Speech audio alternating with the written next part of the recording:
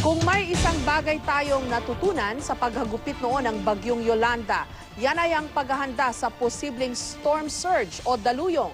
Bukod dyan, dapat din daw isaalang-alang ang lakas ng hanging dala ng mga bagyo. May report si Lay Alves.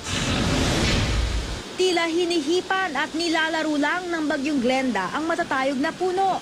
Ang ilang dekadang tanim nagkandabuwal at humambalang sa mga kalsada.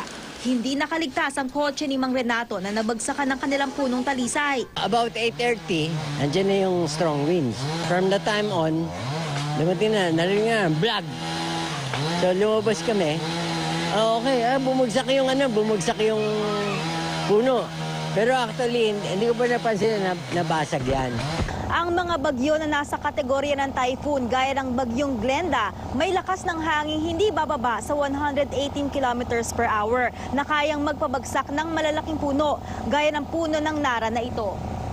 Maikukumpara raw ang bagyong Glenda sa bagyong Milenyo na humagupit sa Metro Manila noong 2006. Pareho ang track na tinahak nito mula Philippine Sea, Bicol Region, Southern Luzon at Metro Manila.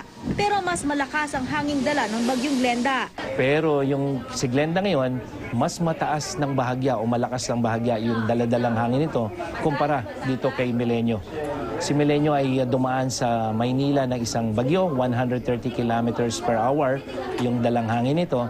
Samantalang itong si Glenda ay umabot ng mahigit halos 150 kilometers per hour. Talagang parehong bagyo ito, may dalang malakas na hangin at talaga namang yung sentro nito ay talagang nakaapekto ng gusto sa Metro Manila. Yun nga lang, dahil sa bilis ng pagkilos ng bagyo na nasa 20 kilometers per hour, hindi ito nagbuhos ng maraming ulan. Kung noong bagyong Yolanda, natutunan natin kailangang paghandaan ng storm surge o daluyong, sa bagyong Glenda, pinaalalahanan naman tayong mahalaga ring paghandaan ng lakas o bugso ng hanging dala ng mga bagyo.